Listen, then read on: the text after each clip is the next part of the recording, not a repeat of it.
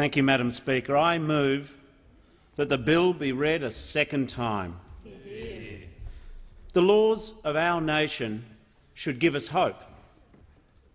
Our laws should tell our children what we believe. Our laws should tell strangers who Australians are. Our laws should be a mirror, reflecting our great and generous country and our free, inclusive society. And our parliament should be a place where we make things happen, rather than sit back and let them happen. On marriage equality for too long, we in this parliament have been following, not leading. It is within our power to change this. This parliament can change a law that no longer describes modern Australia and pass a law of which we can all be proud. Let us delay no more.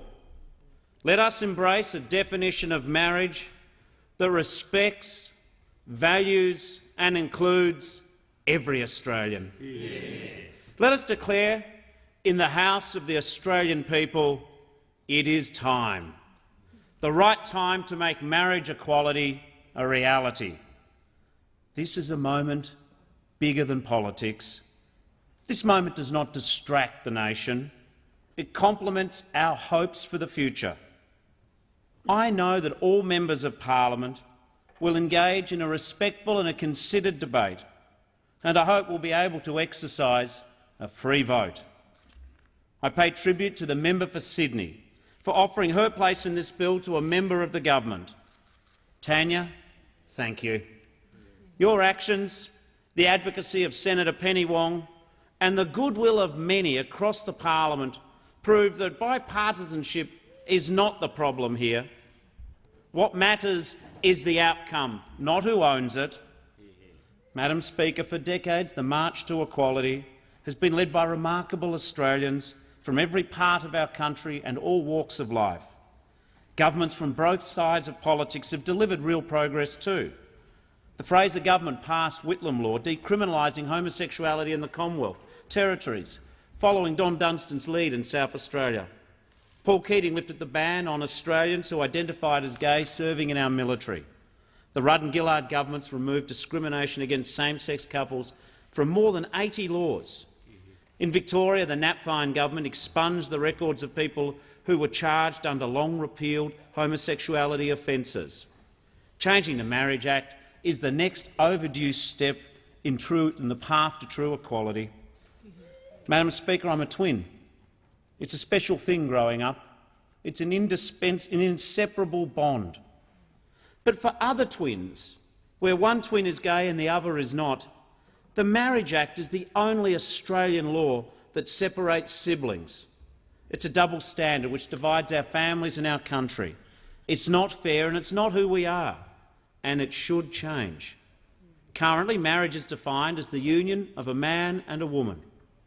Those 8 words maintain a fiction that any other relationship is somehow inferior. Our legislation proposes a new definition, the union of 2 people. And it allows celebrants the choice of referring to partners, as well as husband and wife. To some this may seem a small gesture. In truth, this means so much to so many. To all lesbian, gay, bisexual, transgender and intersex Australians, we offer change that says your relationship is equal under the law.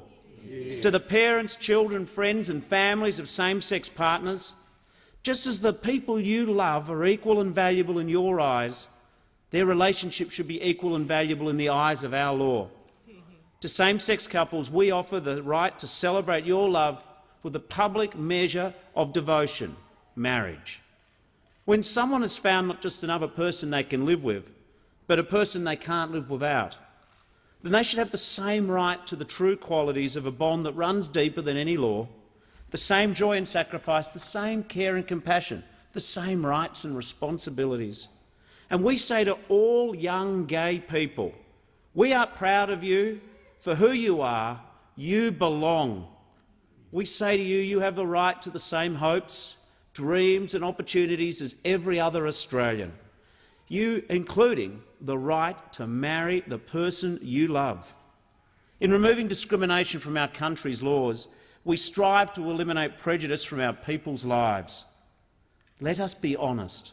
Casual unthinking, discrimination and deliberate malicious homophobia alike are still far too common in our conversations, in our schoolyards, our workplaces and our sporting clubs, and even occasionally our parliament too. This affects community, neighbourliness, harmony and mental health in our cities and our regions, especially in the bush, where physical remoteness can aggravate a sense of isolation.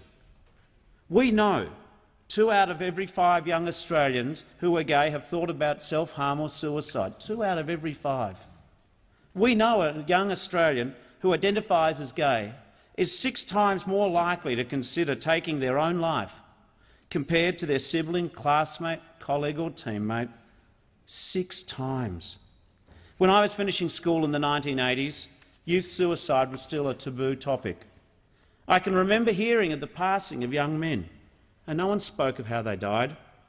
I can close my eyes and see their faces again, forever young.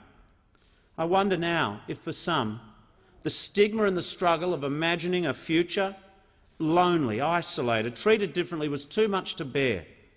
Marriage equality says to young people who identify as gay, you are never alone, you belong. This is an act of fairness for all ages. On the weekend I spoke with Sandra Yates from Devonport in Tassie. Like hundreds of other Australian couples, she and her partner Lee have been forced to travel to New Zealand to marry. Sandra and Lee had hoped to marry at home, surrounded by friends and family. But Lee is terminally ill. She's been told she only has weeks to live. Their community raised money to fund their trip and fulfil their dream. They're thrilled to be married, and sad it couldn't happen here, in the country they love. Lee's voice should be heard in this place today. Please, she says, help switch on the light for same-sex couples and take us out of the darkness. Lee, Sandra, you, your friends and families, you should not have to wait one day longer for recognition. This legislation will ensure that same-sex marriages recognised in another country are recognised here. A law that forces our citizens to travel overseas or to the grounds of another nation's embassy to have their relationships recognised is a law not worth keeping.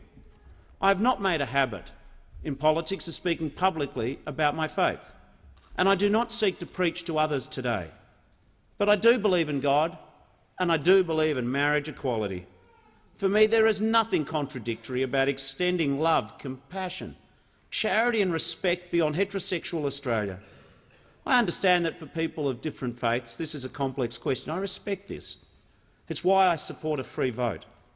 It's why this legislation makes it clear that no minister of religion can be compelled or is obliged to conduct a particular marriage, including one where 2 people are of the same sex. All I ask in return is that this respect be mutual. Just as churches, mosques, temples and synagogues of all faiths and traditions will be free to choose if they consecrate same-sex marriages, let the same respect allow Australians to freely choose who they marry without vilification or judgment. So often in our history, Australia has led the world in social and economic progress. The right to vote, pensions, the 8-hour day, our healthcare and superannuation systems amongst the best in the world. But on marriage equality we've fallen behind. Like so many Australians, 2 Sunday mornings ago, when I first heard the news of the result of the Irish referendum, I thought, if the Irish can do it, why can't we? How can Ireland, New Zealand, 37 US states, England, Scotland, South Africa, Canada, Brazil, Iceland and Uruguay, how can they all be ahead of us? 20 countries have already recognised the merit of marriage equality. I am confident Australia will. I don't want us to wait any longer. We cannot assume this change is inevitable. We cannot imagine it will just happen. We, the 44th Parliament, have to step up to rise to the moment. Today is neither the beginning nor the end of the journey to marriage equality, but I hope with goodwill on all sides, with cooperation and respect for one another, this can be a historic step forward. Given a free vote, I believe this parliament is ready for the definition of marriage which reflects the modern, inclusive and egalitarian Australia that we love. We are ready to be as generous and kind-spirited as the Australian people who trust us. Millions of Australians have waited long enough for this act of justice and inclusion. The opportunity of a generation is here before us now. The moment is here. Let this law reflect the nation we want to see in the mirror: generous, smart, modern, diverse, and above all, equal. Let's switch on the light. Let's make 2015 the year when Australians embrace marriage equality. Let's make it happen together. It is time. Yeah. Okay. Thank you, Mr Deputy Speaker. I'm speaking today to express my support for marriage equality. In 2012, I voted for marriage equality, and I'll vote for marriage equality at every given opportunity again, because this reform is long overdue. I do believe that marriage equality will eventually be achieved in Australia, but that doesn't mean we should shy away from advocating for it, and that's why Bill Shorten's marriage equality bill put before the House today is so important. We cannot stop agitating for change.